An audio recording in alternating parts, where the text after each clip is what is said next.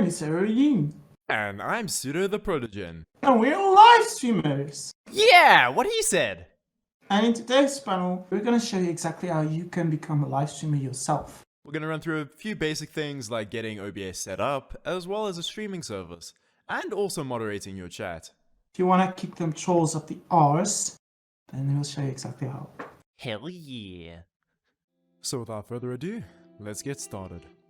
Hey everyone, I'm SUDO the Protogen, and in this segment of the panel, I'm going to be showing you how to quickly get started live streaming out of the box as fast as possible.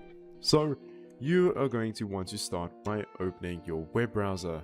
Let's start by introducing two of the biggest streaming platforms, Twitch.tv as well as YouTube.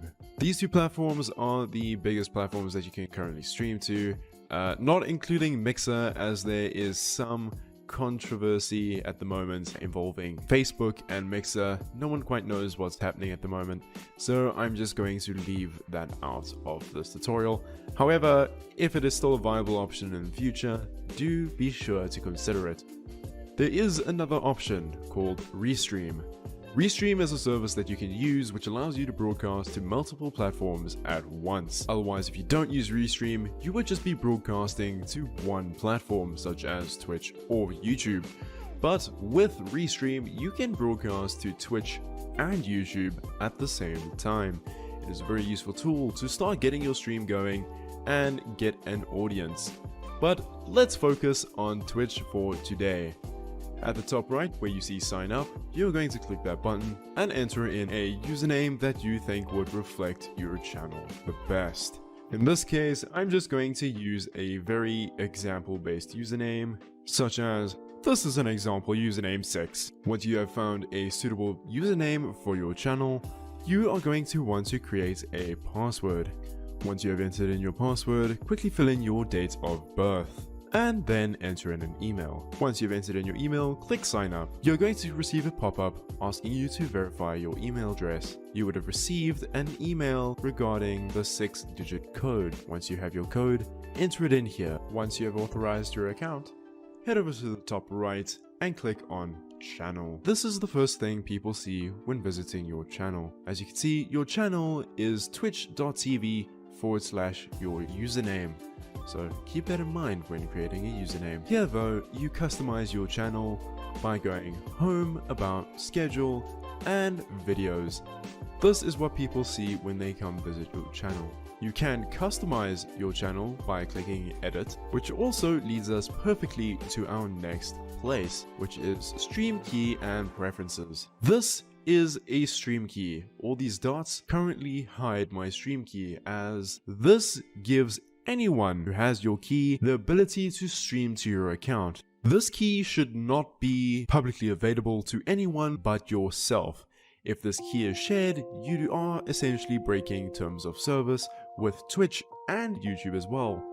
So keep that in mind and keep it safe.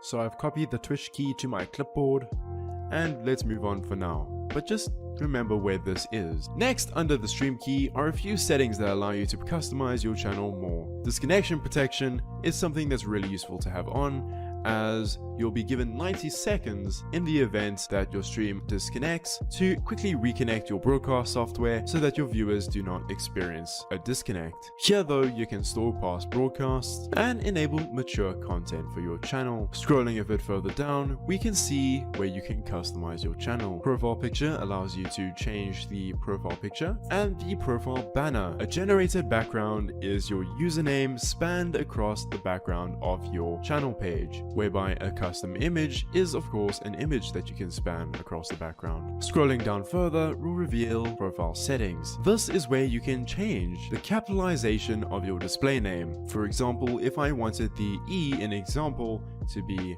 uppercase, I could do that. But if I want to remove the 6, I cannot do that since it does not match my username.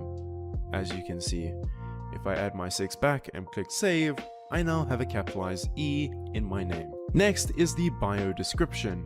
This is what you write to tell people a little bit about you in 300 characters or less. Once you have entered in your bio, click Save Changes once again. Scrolling down once again further will reveal the profile accent color. This is the color that your stream page will appear to your viewers. You have a wide range of customizability upon these sliders, which allows you to color your channel how you would like it.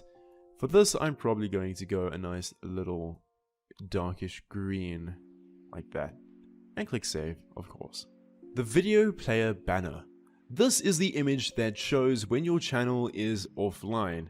Often this is a "hey, I'm offline" image, which is great for people who want to just reassure their audience that hey, they are offline, but also give them something cool to look at. This can be a GIF, JPEG, or a PNG. And thanks to the new additions to the Twitch channel layout, you can now add your social links directly to your channel page, which you can do over here. You can also add a stream schedule for those of you who want to be more consistent with your streams, which is highly recommended. A streamer shelf is a shelf that displays other channels that you recommend to your viewers while you are offline. This can be chosen from your auto host list, team members if you are in a team, or none if you do not wish to do this. Here though, we have auto hosting, which is host channels when you are offline. This is of course from your auto host channel list, which can be found by clicking this little edit button. As you can see, this brand new account does not yet have any auto host channels, but for example, let's say FURSAverance over there, meaning whenever this channel is offline and FURSAverance is online, you'll be able to watch FURSAverance's stream from this channel. Going back though, we can see the last three options: raids, drops, and followers. Let me quickly explain what a raid is.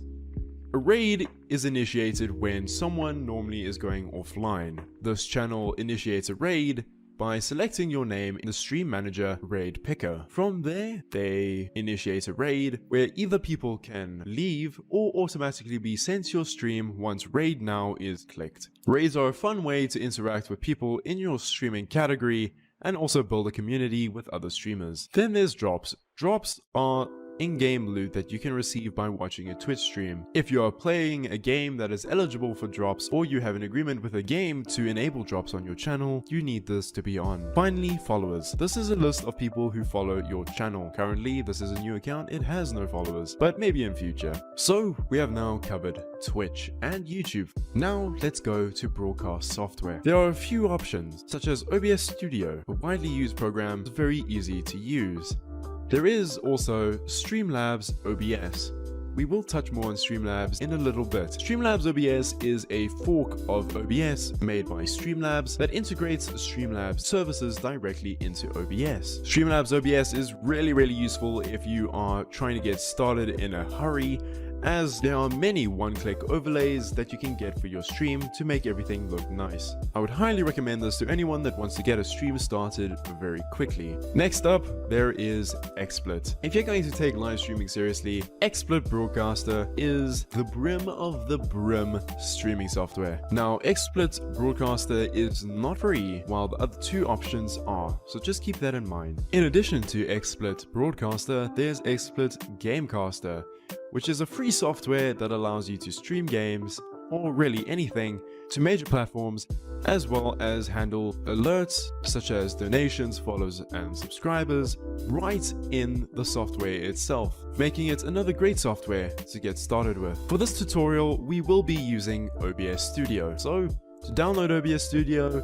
head over to obsproject.com and click on Windows if you are using Windows, and of course Mac or Linux if you're using those. Depending on your internet speed, this will either download pretty quickly or slowly, so just keep that in mind while it downloads. While this is downloading, I will quickly show you a few alert handling sites. If you've ever seen someone streaming on Twitch or YouTube and they have a little pop-up saying that someone donated or that they got a new follower or subscriber, that is done using a alert service such as Stream Elements, Tippy Stream, and once again, Streamlabs. These all have their own perks, such as Stream Elements and Streamlabs, both giving you the option to have merchandise as well as loyalty points and chatbots built right into your stream. Streamlabs works directly within Streamlabs OBS, but can also be used in other programs such as OBS and XSplit. It would appear that OBS has finished downloading. Once opening the installation for OBS, you will receive this page giving you the option to say yes or no. You are going to want to say yes. OBS will then run you through an installation, which you'll most likely just click next through the entire time, which is recommended. Once the latest version of OBS has installed, you will see an option to launch OBS. Let's just say finish for now. Once again, click yes. Welcome to OBS. Let's get started, shall we? At the top left, you see it says profiles. I'm going to create a new profile for this tutorial called TUT, just for short. What a profile is a collection of all of your settings, which I accessed by going File, Settings. This includes your output settings, your stream settings, audio, video, and advanced settings. Heading over to the Stream tab allows you to choose where you want to stream, such as Twitch, YouTube, Mixer, and Facebook Live, as well as a whole bunch of others. For today though, we're going to be sticking with Twitch. This gives you two options: connect your account, which is recommended, or use a stream key. When connecting your account to Twitch, you will see two new windows that appear in OBS. One being your chat and recent events such as followers. However, Twitch doesn't have any servers in South Africa, which us live streamers have had a issue with for quite a while. When we stream to Twitch, our viewers can sometimes receive big lag spikes and have overall a very bad viewing experience. We'll touch on this within the next few minutes. For now, let's use our stream key that we got earlier. Paste in your stream key into the stream key field and select a server. You can leave the server on auto if you don't want to change it to any of the other servers. But as I said, I'm going to leave it on auto and click apply. That is your profile. Now let's move on to scenes. You can create a new scene by going to scene collection, but by default you will already have one. When creating a new scene collection, you will have a starting scene named scene. You can delete the scene or create a new one. I'm going to first create a new one called in-game and remove the starting scene.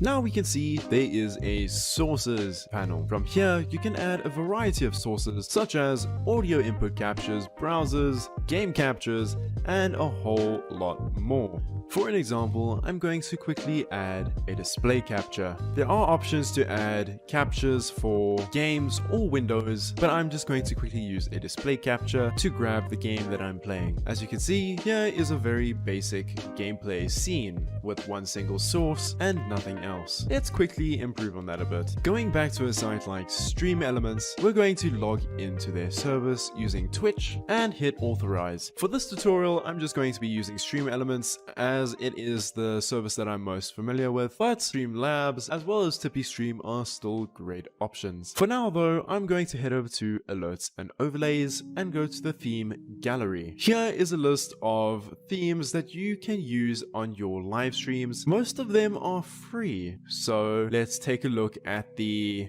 Operator animated super theme based on the new game Valorant. I'm going to click on create, give it a name, and create my overlay. From here, Stream Elements gives us a whole bunch of links. Let's look for one that says in game. This one, the top one. Now you can click copy to clipboard and head on over back to OBS. You can add these overlays to your scene by clicking the plus button under sources and adding a browser source. I'm going to be calling this one in-game SE for Stream Elements. Now, all you have to do is paste in this URL into the URL tab and change the width to 1920 by 1080 if you wish to do a 1080p stream, that is. Once you've added the source, you will see that a whole bunch of elements will be added to your stream, such as a webcam border, something saying your latest follower, latest subscriber, latest cheer, and latest tipper. These can all be set up and modified under the Overlay Manager tab on Stream Elements. You can also change any of these that you see now. Let's get back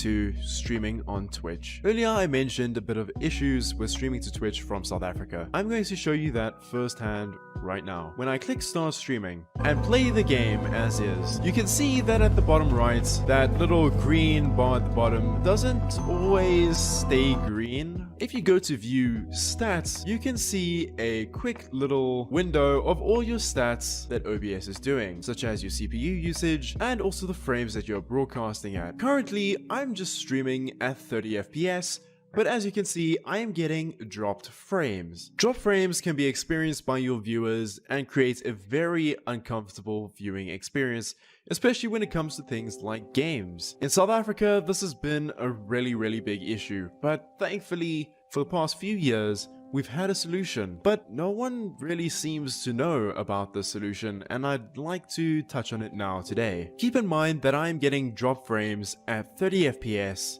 and at 3000 kilobytes per second bitrate.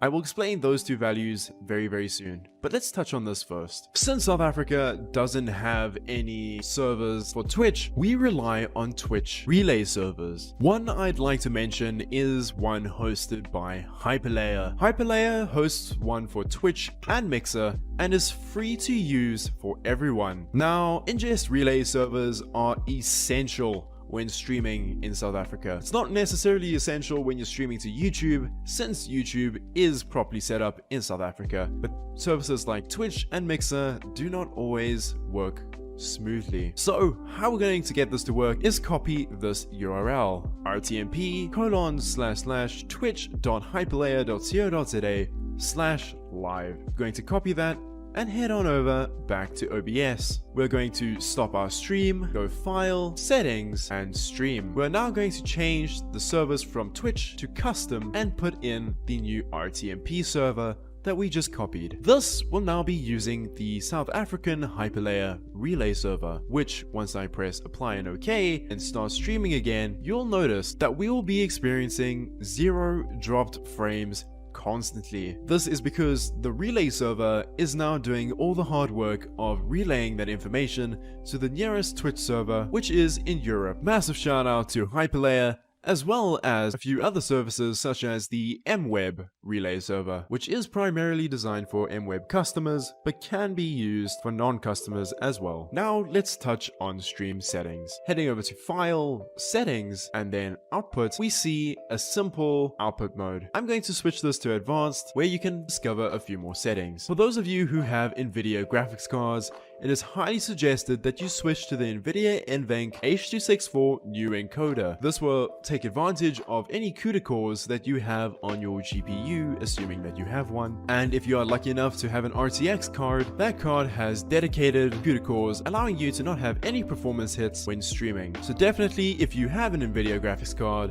switch it to NVIDIA NVENC H.264 new. Otherwise, if you are streaming from a AMD graphics card or Radeon, you will see your own encoder here. If not, just switch to 264, which is CPU encoding. This is not necessarily recommended, but if you have a beefy enough system, this will work just fine. For now, I'm going to switch it back to NVIDIA NVENC H.264 new. My stream output is already scaled to 1920 by 1080. Meaning this will output a 1080p stream. You can find these settings under video and seeing your base canvas resolution. Where it is output scaled will be the resolution that you actually stream at, my case being 720p. I want to change this to be 1080p from the drop down menu. Here you can also stream the frames per second that you stream. I'm going to change this to 60 FPS. Click apply. By changing these settings, I will now be doing a 1080p 60 FPS live stream. Heading back on over to output, we now see a bitrate tab. This should always be set to at least 60% of your internet upload speed. For example, if your internet speed is 5 megabytes per second upload, this should be set to 3000 kilobytes per second. If you have a line that supports 10 megs and up, you're going to want to set this to 6000 and nothing higher, since 6000 kilobytes per second is the limit that Twitch will take in, and going anything above that can lead to your account being banned. From here, let's click apply. We are now going to be streaming at 6000 kilobytes per second at a 1080p 60 FPS stream. Let's give that a test. Click start streaming and head on over to the stats panel by going view stats. Here we can see that we are indeed doing a 60 FPS live stream and are streaming at 6,000 kilobytes per second. We can also head on over to our Twitch dashboard. You can access the dashboard by going to your profile and going create a dashboard. Once you're at your dashboard, go to Stream Manager. Here you can manage everything that you need for your stream. You can even view your current bitrate. When live streaming, it is highly recommended that you have multiple monitors, since normally you would have your gameplay on one monitor and then either your dashboard or your broadcast software on another monitor. This is really useful since you'll be able to see all the information that you need without alt-tabbing the whole time. But let's quickly talk about the Stream Manager. Here you can edit your stream info by adding a title, a go live notification, which is a notification that is sent to your followers if they've enabled notifications that lets them know that you are live. You can customize this to be however you want it to be and add a little bit of personalization. Next is a category. There are many categories such as the just chatting category, which you will find streamers normally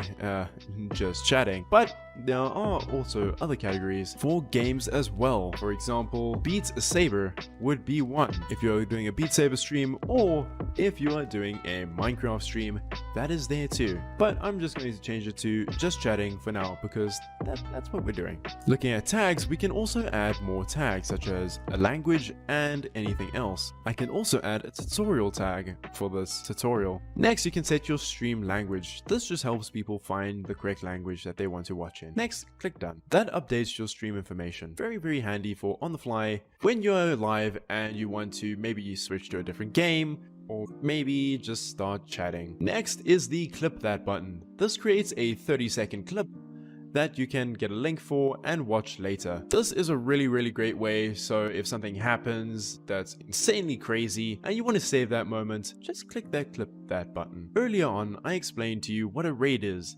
This is the raid channel button. As you can see, here are a list of channels that I can raid. If I selected this person and clicked start raid, in my chat you would now see one viewer is ready to raid this person. Depending on the amount of viewers that you have in your chat, it will change this number. Your viewers can then decide if they want to join your raid or leave your raid. But once the streamer clicks raid now, anyone who is in the raid will be then taken to that streamer's channel and they will be raided in essence. For now, I'm going to cancel the raid and show you more quick actions. Here are a few that help you manage your stream, such as adding stream markers and adding stream markers with descriptions. You can also grow your community by hosting channels, raiding channels, which I already showed you, and then managing your chat, such as clearing your chat history, toggling emotes, and toggling follower only. Ideally, you want these two to be off, but say things get really hectic, you can always turn on emote only chat, which means that your viewers will only be able to use emotes in your chat. But let's say that someone is messing with your chat and just exploding your chat and it gets kind of spammy. You may want to just quickly get rid of everything, which is where the clear chat button comes in. Click that and your chat will be cleared entirely. Aero Yeen will also show you a few moderation tools built into Twitch that you can use to keep your chat nice and clean, as well as a few other helpful tips for keeping your channel nice and squeaky clean. Let's quickly take a listen to our stream. I've been talking this whole time, but I can't necessarily hear myself. That is because in OBS, I haven't set an audio device, which you can see here, since my audio mixer is empty. How to change this is you go to File, Settings, Audio. Here we can see a few devices. Going to Desktop Audio, you can select your default audio output or maybe select your headphones, for example. If I click Apply and then OK, you can now see that I have a desktop audio indicator in my audio mixer tab. If I jump back into the game,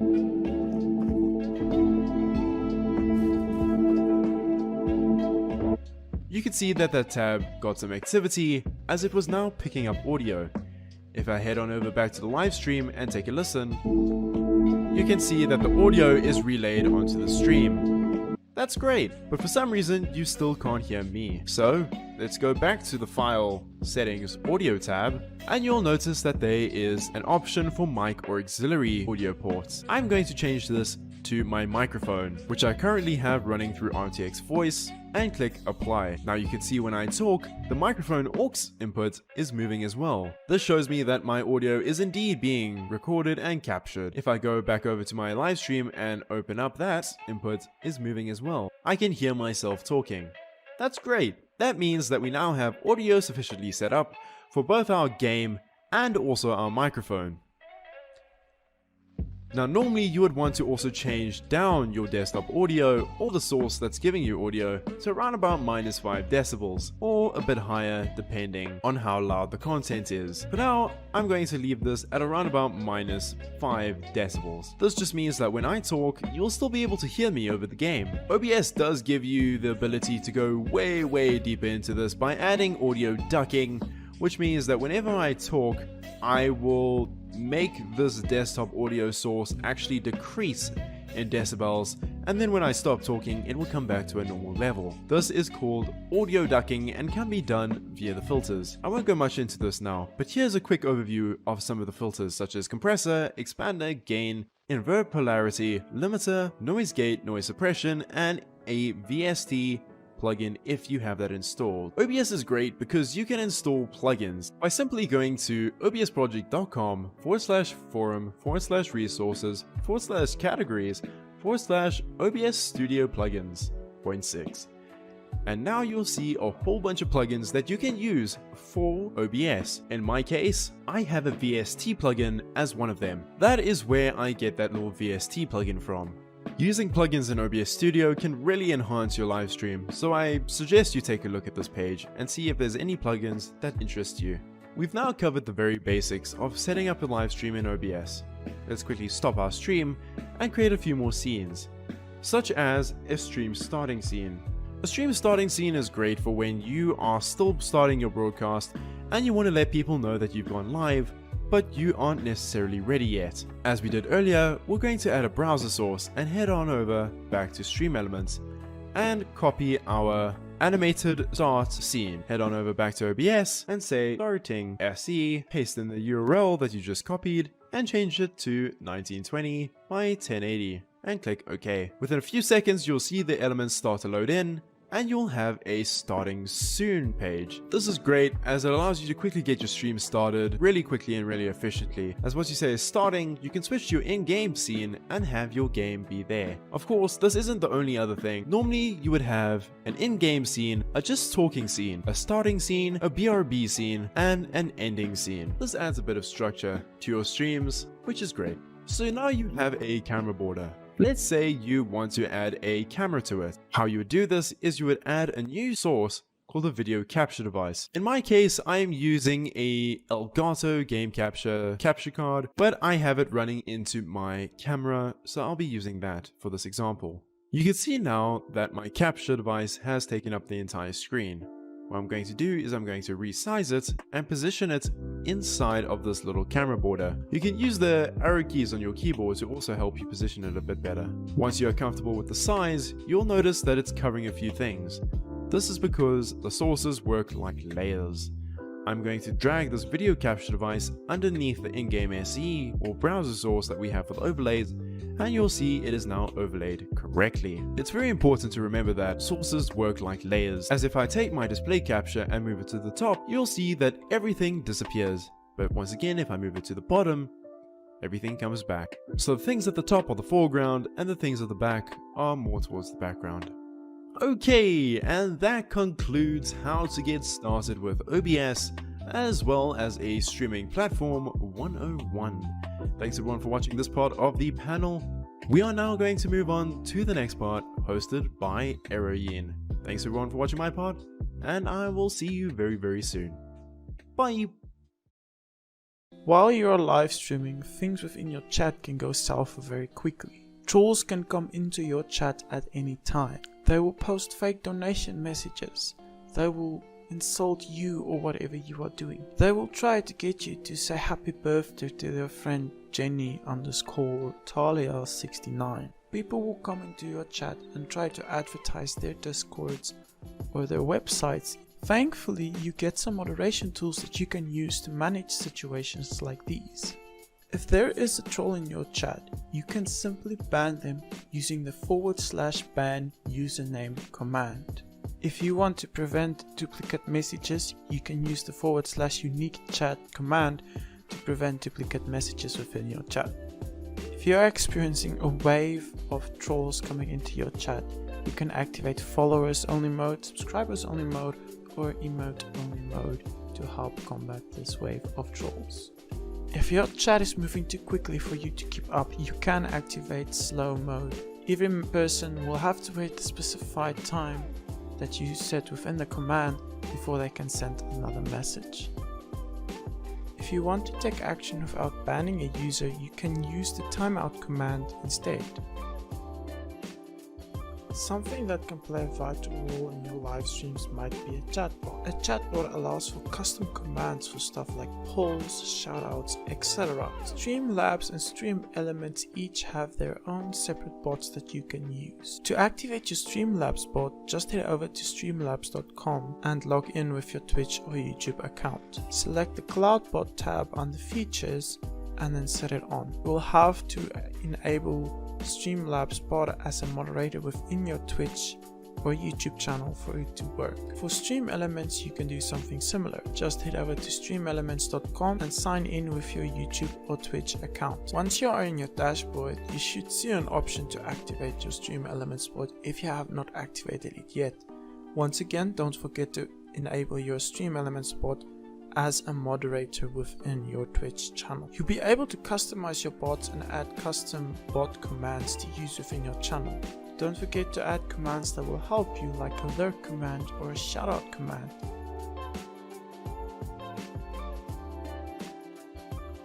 An integral aspect of Twitch that may form part of your path to success would be Twitch affiliate and partnership.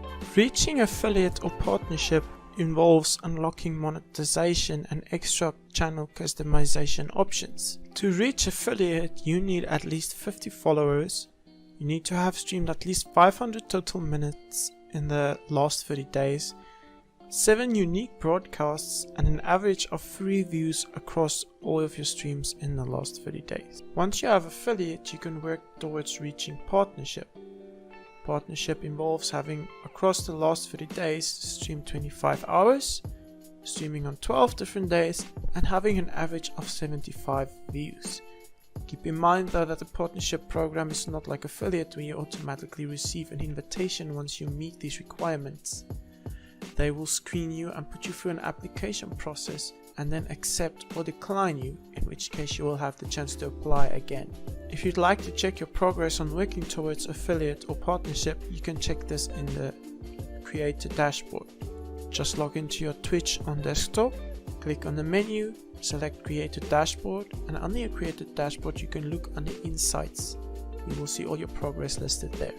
When you reach affiliate, you will unlock options like emotes, sub badges, receiving subscriptions and bits, etc. So this is a good thing to reach in terms of monetization and supporting your channel.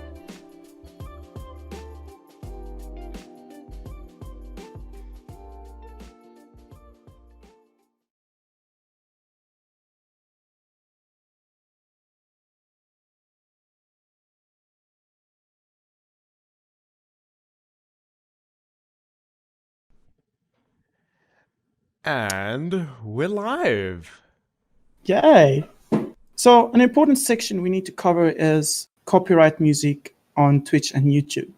If you're live streaming, you might have noticed recently there's been a lot of DCMA strikes that have been on channels on Twitch. And in short, what this is DCMA is the Digital Millennium Copyright Act. It is used to protect people's property so that you cannot just use someone's music or video or whatever it is without their consent and without paying them somehow. So in recent years, Twitch has been becoming a lot more popular, more mainstream. So they have been focused a lot on recently there's been a lot of copyright strikes. Now how this works is if a copyright holder sees that their music is on your channel, what they do is they put a DCMA strike on your channel, and Twitch or YouTube is obligated to react on that. Yeah. In fact, if I'm correct, YouTube already has automated scanning on your content to see if you have. They do. you have. YouTube is crazy with that. Oh yeah, they're insane. And so they will scan your content and see if you have copyrighted content on your channel, especially music. Now, what you can do to protect yourself is you got to make sure you have the licenses to use said copyrighted music. You can't just play anything without the licenses. Stuff like karaoke performances, unless it's within something like Twitch streams where you have the licenses, lip sync performances, visual music depiction, all these kinds of things, you can do them on your live stream or other contents. Cover songs, you can do a cover song, but provided that you're using your own instruments, music, you cannot incorporate the original music tracks. And it has to be live on your Twitch channel. So you can do a cover song on your Twitch. Yeah. Yeah. If you want to play music, you'll have to get your licenses. Now, normally, if you trying to do this with the big companies, it'll probably cost insane. But you do get Monster Cat. Monster Cat has, I think, for $6 a month, you can use their music on your YouTube and your Twitch. I'll post a link in the chat right now to their channel. Yeah, it's actually $5 a month, actually. It's an insanely good price for a massive library of music. Some really good songs there. Yeah, they have pretty cool songs. And you can use this on both YouTube and Twitch. You won't have to worry about copyright strikes. You won't have to worry about your channel getting taken down or something.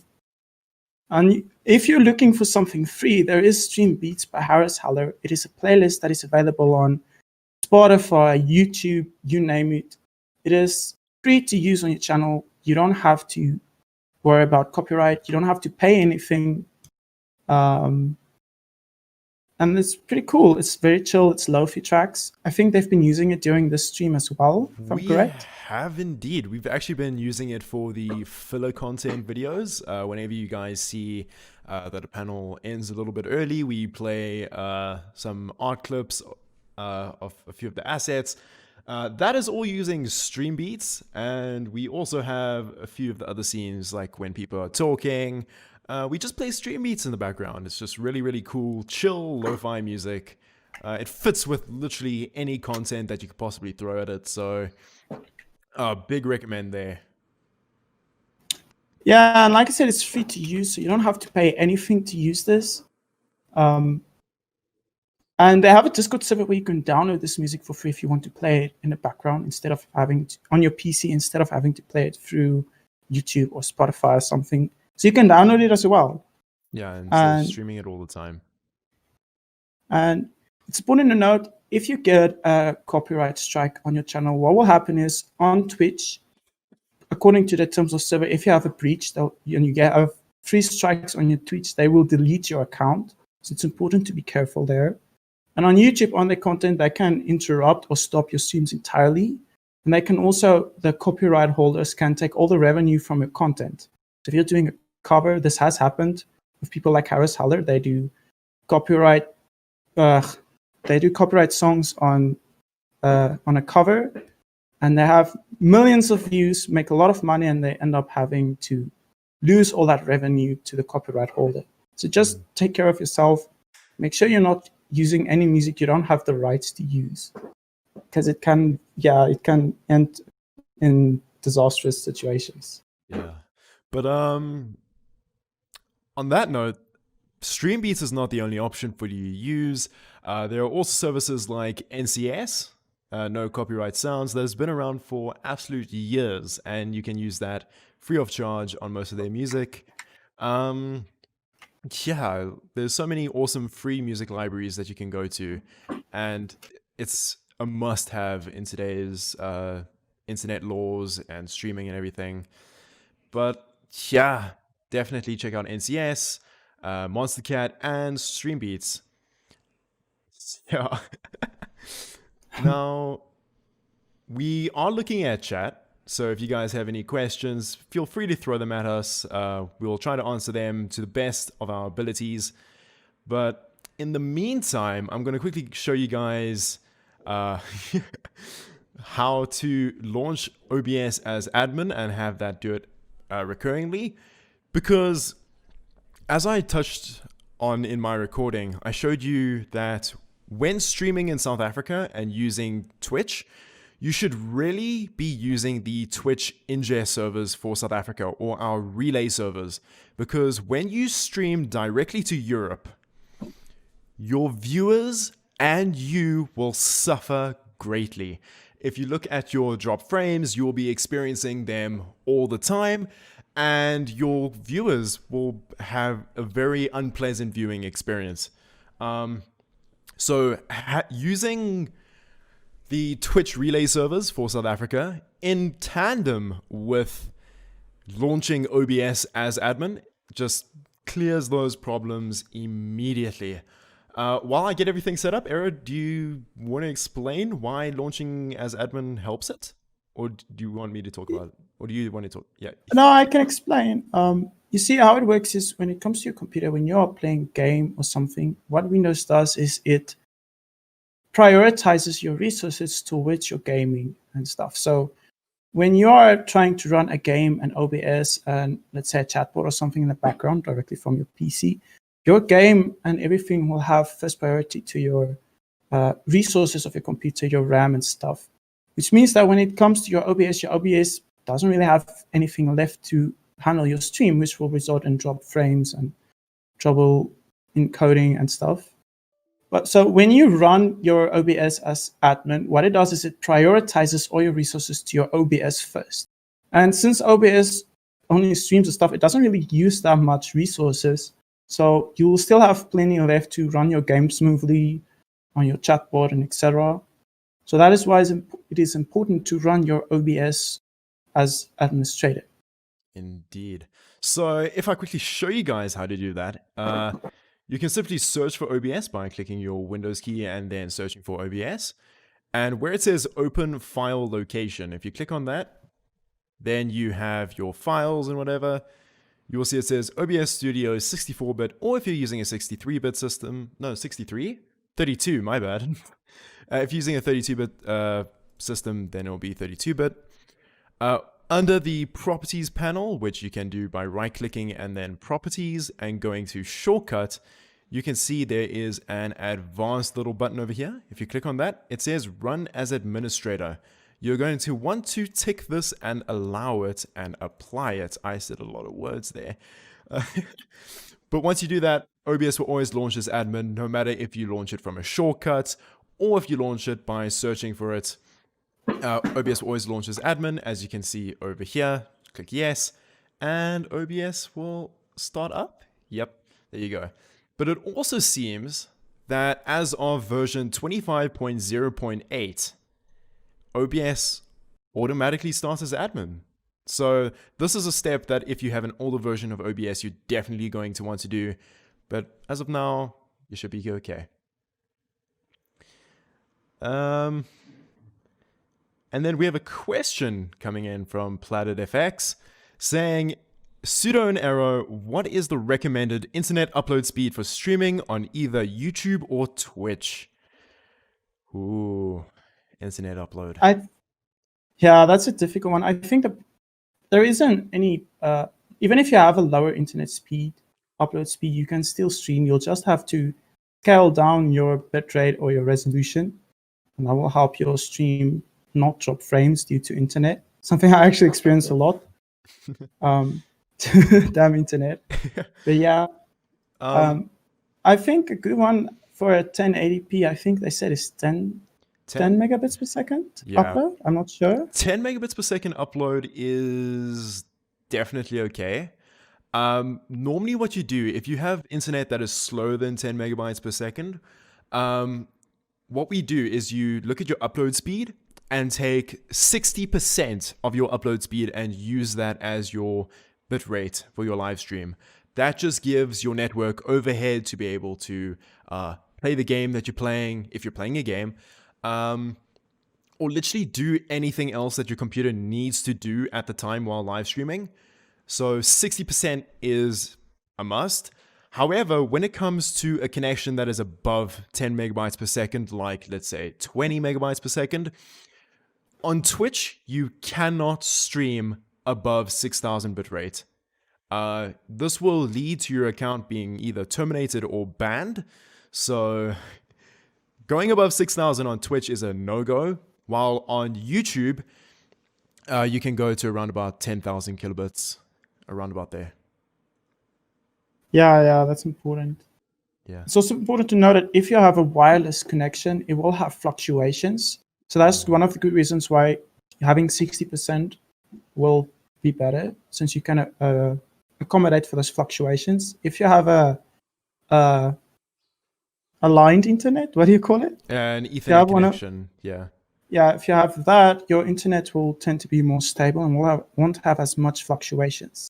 When live streaming, it's like always a must. Like if you can have an Ethernet cable running from your router to your computer, do that. Like anything's better than Wi-Fi when it comes to live video.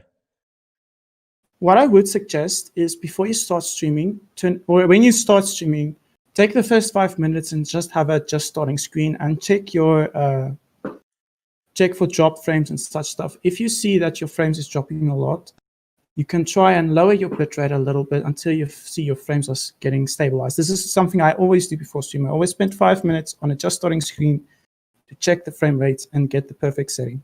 That's good.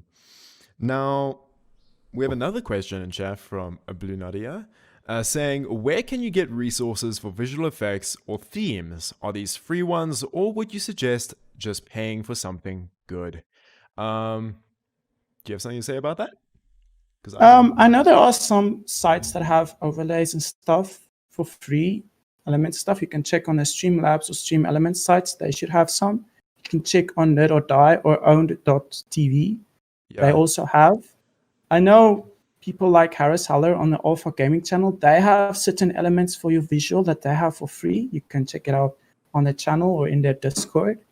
There are quite a few places where you can find it if you're looking for it.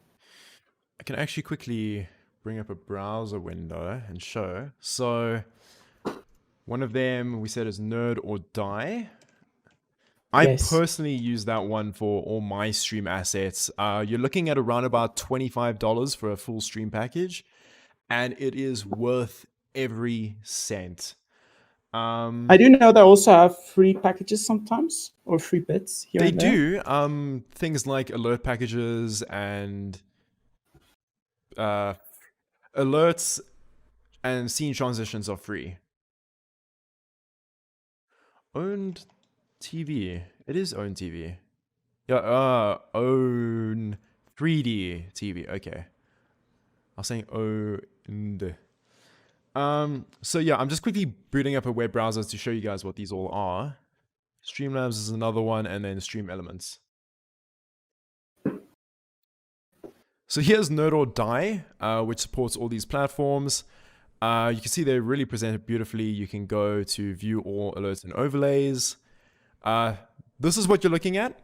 As you can see, they say they range from $0 to $30. If you go for 0, you will receive a scene transition and a few widgets, but having 30 gives you like a full animated package, everything that you could possibly need. So that's Nerd or Die. Then there's Owned TV. I haven't actually used, but I have heard a lot about it, and it looks really, really good. So here's another one. Have you had any experience with Owned? I haven't used them, although I have been scrolling their site, just checking out. It looks very good so far. And what I know is that their packages are usually modular. So let's say you and a friend both choose the same package. For example, Rodan. It's one of the stream designs they have. If you both take it, you can try and customize it a little, play around with the different modules, and thus you won't have exactly the same overlay. Indeed. This is actually cool. It gives you a whole nice little thing to check it. But what's nice about the packages from Nerd or Die and Owned is they are fully working with Streamlabs and Stream Elements, meaning that they just give you a link inside of the package that you can click, and that will automatically add it to either Streamlabs, Stream Elements, whatever you want to use. So you can just import it into your stream. Everything works flawlessly. The guys working over there is amazing. Amazing stuff. Yeah. I see Plated X saying they're gonna start streaming. I just want to tell you, if you're starting and your internet is bad and you have to go as far as making your streams very low quality, don't be afraid to do that. It is better to start on a very low quality stream than to not build your streaming career at all. So don't be afraid to start low. You will be able to upgrade as time goes by. Yeah, I mean, starting at a 720p, 60 FPS stream, like that's a good place to start. But if you're going to start at 480p, that's also a good place to start. But just slowly work it up. These things take time. Yeah, it's better to start with something than nothing. Yeah. Kyrie says, what's the difference between termination or banning of the account on Twitch? Aha. Banning means that you can be unbanned. So a common example would be Alinity. So Alinity has been banned multiple times for doing things that I'm not going to bring up right now. But so getting banned, you can get unbanned. But being terminated means there's no going back. Your account is done, deleted, gone. Yeah, so you probably have to start all over again if you want to continue streaming. Yeah. From the scratch. Indeed. Anything else you would want to touch on? I just suggest everyone, if you are trying to build your stream, try and get more active in the community. Go check out other people's stream, check them out, say hi, get to know the people, and try and take part in things with them. This is something that's especially helpful in the furry community. If you go check out other furry streamers on Twitch and YouTube, they will eventually come back and check you out. Yeah. So taking part in the community will help everyone grow collectively. Especially on Twitch, because you have the ability to raid other people. Raid and host. Exactly. Raiding and hosting is one of the best ways you can grow your community, but also someone else's community simultaneously. So what you would do is you would go find a really, really cool creator that you really like, that has maybe a similar amount of viewership to you, and raid them at the end of your stream if they are live, and kind of build this relationship with them. You don't even really have to talk to them directly. Just keep raiding them, and so people will raid you. Twitch is a community at the end of the day, and it's try to be as wholesome as possible by just keeping the energy going between streams. I see Kyoto is asking, what exactly does a furry streamer stream? Is it just the fact that you are a furry and making content? In a way, yes. If you go into furry streamers like Vince Wolf, Lino Wolfie, Diva Panel, all these people, you will see that the streams in general, the overlays, they are furry themed. They usually use face rig, so you will see a bunch of animals on the screen talking instead of the actual person. And otherwise, they do pretty much what many other streamers do. They play games, they do just talking. Many of them do furry artwork or music. So yeah, I guess it's just pretty similar to what you say. It's just a furry that's making content. Yeah. So it doesn't necessarily have to do with what you are specifically creating. It's more, you are a furry streamer if you're a furry, and you can spot one by their assets and stream overlays. In short, it's basically just a niche. It's a target audience. Yeah. So because you don't see every furry live streamer playing Changed all the time. You see them playing a whole bunch of things. Yeah, you'll see many of them tend to be variety streamers. You'll have a variety of different games every week. So that's pretty cool. Exactly. Yeah. It's good stuff. Hopefully. Okay. If you guys have any more questions, please feel free to ask. Once again, we'll get to them as soon as possible. Otherwise, How's live streaming going for you, Aero? Well, it's good so far. Close to affiliate, Oh, really? That's which is awesome. exciting. I already got some emotes that I commissioned. Oh, So yeah? yeah, I'm pretty prepared. What about you? That's awesome. For me, I haven't launched live streaming under Sudo's domain yet. I do have a channel that is not related to furries whatsoever.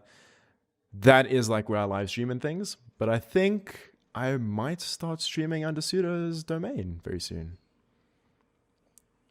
You tried to break away from the fandom, but realized how impossible it is. No, that's not what it is. I've been building this channel for more than 5-6 years now, so Kyoto, I didn't mean it's just a niche. I just said it's not just a niche, but it pretty much is. It's not limited to. It's true what you say. It's like a community and lifestyle, but it isn't just a niche. It do That's be a not what I lifestyle, meant. though. Yeah, that's true. Hey, and then there's Ivy giving you some words of encouragement. That's cool. Oh, thank you, Ivy. Appreciate it. Oh, here we go. Okay, I see Blue Nodder is asking, how do you market your stream to non-streamers? Is there like a streamer directory, or do you just have to hope you stumble across someone whose content you like?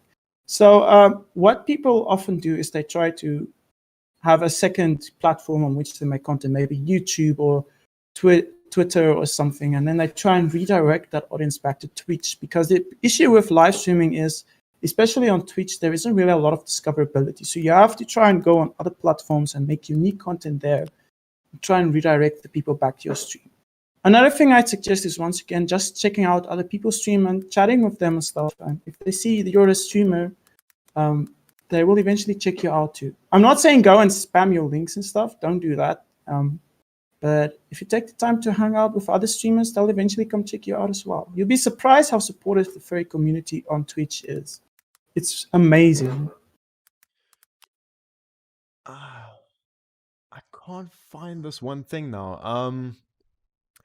There is a website where you can actually find an index of Twitch streamers, YouTube content creators, and I really, really can't find that site. I'm trying to find that site right now, because that's a really, really awesome platform to not only put yourself on, but also to go see other streamers.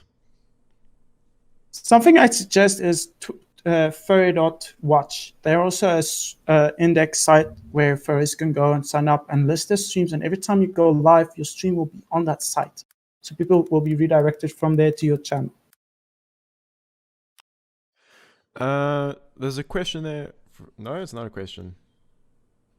No, it's not a question. Okay. There is a question there. Do you want to answer that?